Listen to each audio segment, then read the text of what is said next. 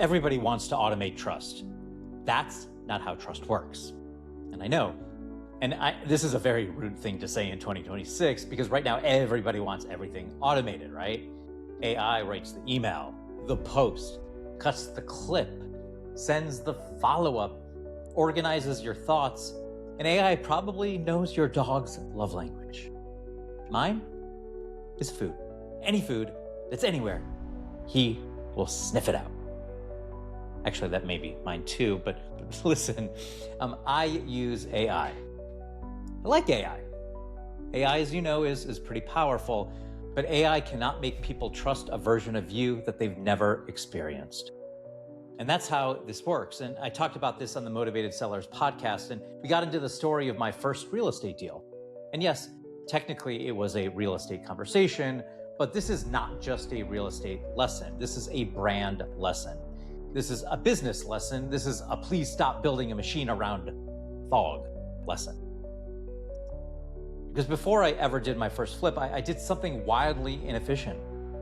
I showed up. That was it. That was the strategy. Showed up. Pretty advanced stuff. Thank you. Please buy the course. Give me your credit card now. No, but seriously, I went to meetups, even when I did not want to go to meetups. And let's be honest, some meetups are amazing, right?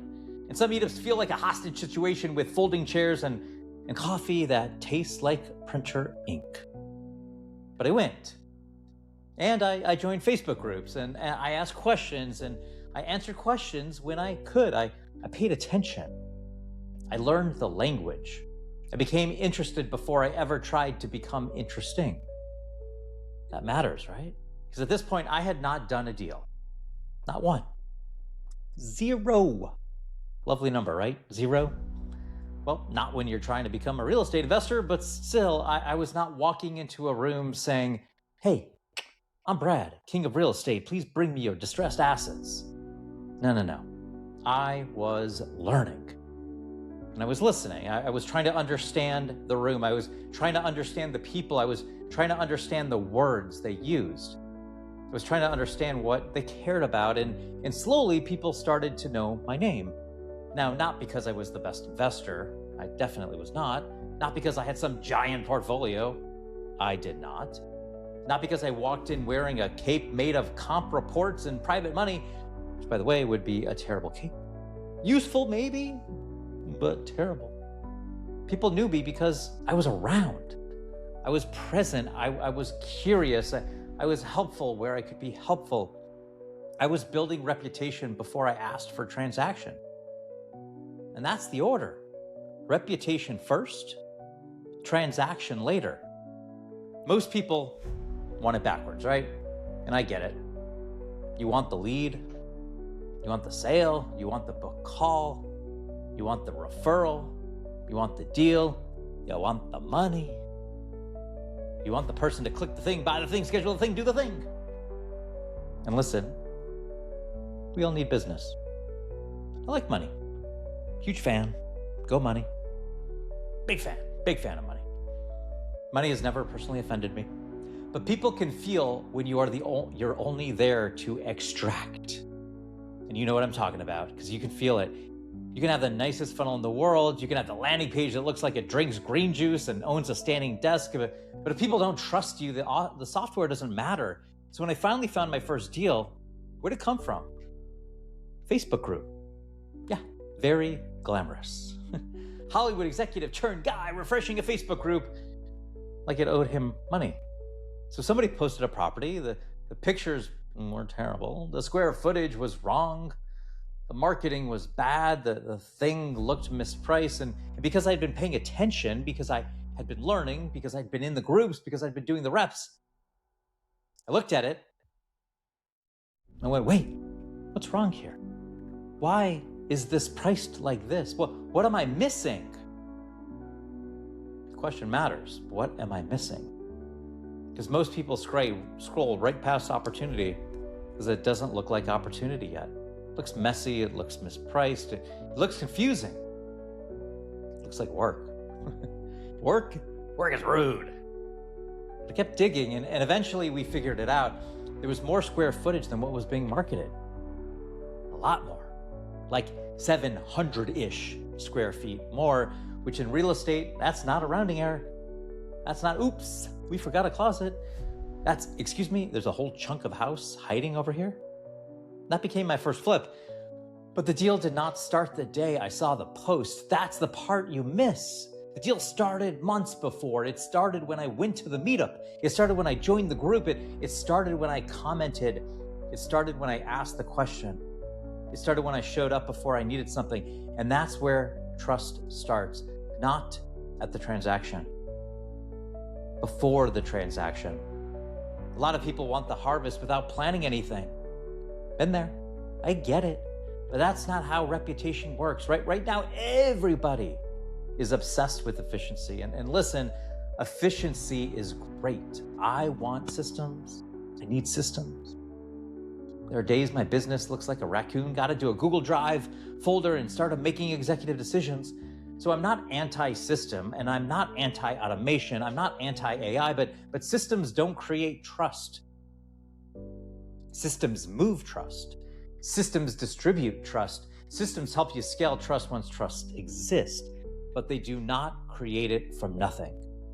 If nobody knows what you stand for, what exactly are you scaling? A blurry message? A generic offer? A bio that sounds like it was built by a committee wearing khakis? Wonderful. Now you've got scalable confusion. That's not a brand. That is fog with a calendar invite. And this is where a lot of you get stuck. You're trying to build the machine before you know the message. You're trying to automate follow-up before people know they should care. You're trying to post 5 times a day before you know what sentence people should remember. You're trying to use AI to polish words that were never clear in the first place. That's not an AI problem. That is a positioning problem. The machine is not broken. The message is not ready. That's different. And I say with all the love in my little Midwestern heart, you need to do the unscalable things first. You got to shake the hands, ask the questions, go to the places, send the voice memo, make the intro, answer the DM like a human. Comment something better than great post. Please, if I see one more great post from a person trying to build authority, I may walk calmly into a lake. Do the human thing. Be useful before the transaction. Be seen before the sale. Be known before you ask to be chosen. That's where the brand starts, not with a logo, not with your 6 Canva carousel, not with a perfect CRM tag that says warm lead, maybe someday. Although I do appreciate the optimism. Brand starts when people can say, I know what this person is about. And even better, I know who needs them. That's the sentence you want. That's the game. Because when people know you, know who you are and what you stand for, the machine works better. Your posts get sharper, your follow-up makes more sense, your content has a spine, your calls feel cleaner, your referrals get easier. But if people do not know what to remember, all the automation in the world just helps you disappear faster. It's like putting a jet engine on a shopping cart. Very impressive. Also, somebody's gonna get hurt. So here's the question. What are you trying to automate before you have earned the reputation? You're trying to automate content before you know your point of view? Are you trying to automate sales before people understand your difference? Are you trying to automate visibility before you have a message people can repeat? And if the answer is yes, good. Now we found the work. You don't need to throw out the system. You need to feed the system something worth repeating. And that's what your only does. It gives the machine something to carry. It gives people a reason to remember you. It gives your content a point. It gives your audience a sentence. It gives your business a flag. Because if you don't tell people what to remember, they will make up their own version. And their version's usually blurrier.